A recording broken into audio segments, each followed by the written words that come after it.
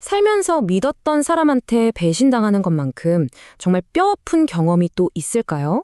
금전적인 손실도 물론 크지만 그 과정에서 겪는 정신적인 고통이 우리를 정말 깊은 수렁에 빠뜨리곤 하죠. 그래서 오늘 이 시간에는요, 바로 이 지독한 경험을 어떻게 내 인생 최고의 성장의 기회로 바꿀 수 있는지 그 놀라운 관점의 전환을 한번 함께 따라가 보겠습니다.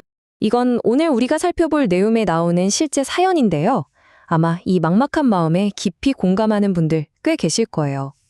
돈을 잃은 고통보다 어쩌면 더 괴로운 게 바로 이 무력감, 그리고 끝도 없는 기다림일 겁니다. 마치 내 삶 전체가 그 가해자한테 저당 잡힌 것 같은 이 느낌.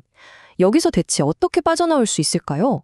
자, 이런 상황에 처하면 우리는 보통 어떻게 반응하나요? 어떻게든 돈을 되찾으려고 하고 저 사람이 꼭 죗값을 치렀으면 좋겠다고 바라죠. 이건 아주 자연스러운 반응이네요. 그런데 말이죠. 사실 바로 그 본능적인 반응이 우리를 더 깊은 덫으로 밀어넣고 있다고 합니다.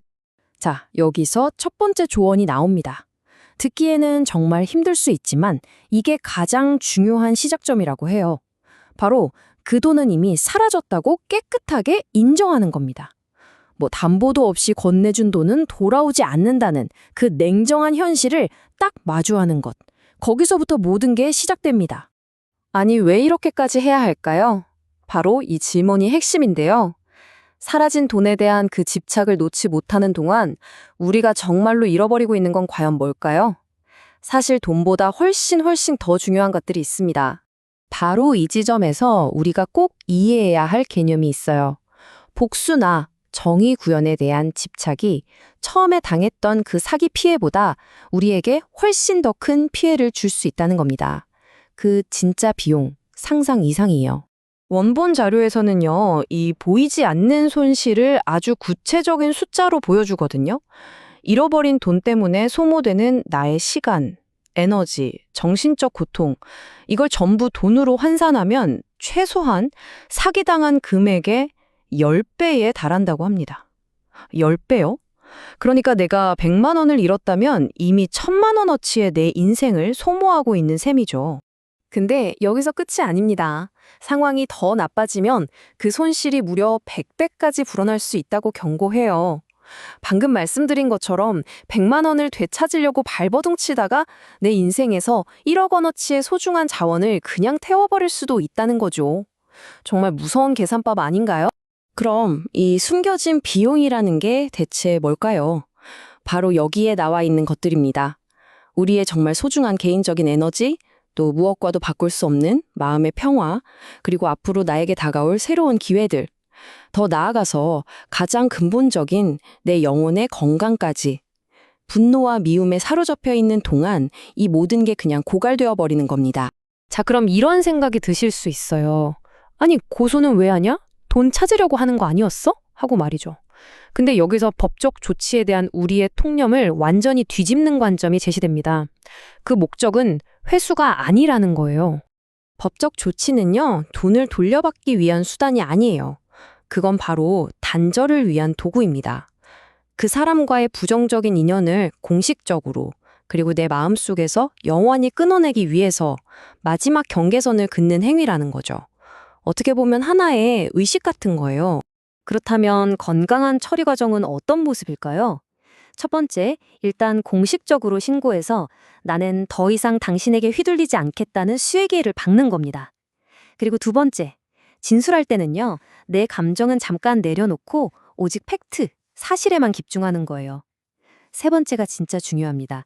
신고를 마쳤다면 이제 결과에 대한 모든 기대를 그냥 완전히 버리는 겁니다. 그리고 마지막으로 이제 그 사건은 잊고 온전히 당신의 삶으로 돌아와서 내 일에 모든 에너지를 쏟아붓는 거죠. 이 모든 조언의 바탕에는요, 사실 더 큰 철학이 깔려 있습니다. 바로 우리가 사는 이 세상에는 두 종류의 법이 존재한다는 건데요. 하나는 사회의 법, 그리고 다른 하나는 자연의 법입니다. 지금 보시는 것처럼 사회의 법은 논리나 증거를 따지니까 굉장히 더디고 답답할 수 있죠. 아까 사연처럼 9개월째 사건이 멈춰 있을 수도 있고요. 하지만 자연의 법은 좀 다릅니다. 이건 뿌린 대로 거둔다는 우주의 균형, 에너지 법칙에 가까워요. 그리고 그 작용은 사회의 법과는 달리 보이지 않는 곳에서 이미 즉각적으로 일어나고 있다는 겁니다. 이 지점이 정말 흥미로운데요. 내가 굳이 복수의 주체가 되지 않아도 우주의 균형은 이미 알아서 작동하고 있다는 거예요. 부당하게 얻은 돈은 들어오자마자 다른 곳으로 반드시 새어나가서 결국 그 사람에게는 아무런 이득도 남기지 않는다는 거죠. 자연의 법칙이 원래 그렇게 되어 있습니다. 여기서 조금은 받아들이기 힘들 수 있지만 아주 중요한 70대 30의 법칙이 등장합니다. 사건 책임 중에 70%는 명백히 가해자한테 있어요. 하지만 나머지 30%는 내게 배울 교훈으로 주어진다는 개념입니다. 여기서 중요한 건 이건 절대 피해자를 탓하는 게 아니라는 점이에요. 내가 뭘 잘못했길래 라면서 자책하라는 뜻이 절대 아닙니다. 이 30%는 내가 왜 이런 상황에 놓이게 됐을까? 내 안에 어떤 점이 이런 인연을 끌어당겼을까? 하고 스스로를 돌아보고 다시는 같은 실수를 반복하지 않도록 성장할 기회로 보라는 겁니다. 남 탓만 하는 순간 우리는 더 큰 어려움에 빠지게 되거든요.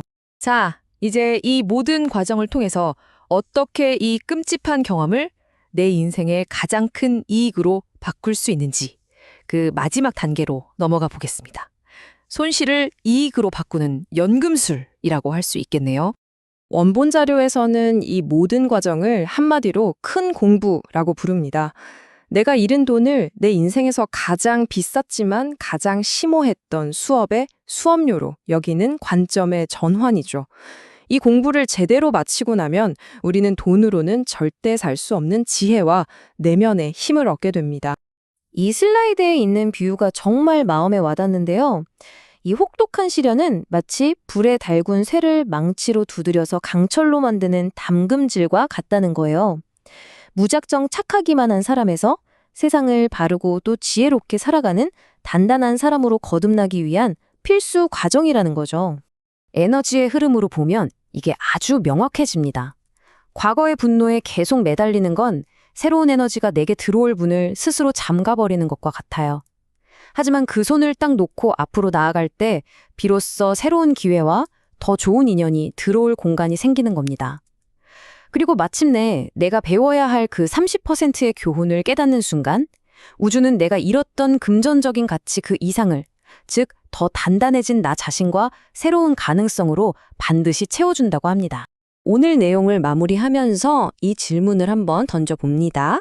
만약 당신 인생 최악의 손실이 사실은 당신을 한 단계 더 성장시키기 위한 최고의 기회였다면 어떨까요? 이 고통을 어떻게 내 삶의 자양분이 되는 큰 공부로 삼을지는 결국 우리 각자의 선택에 달려 있습니다.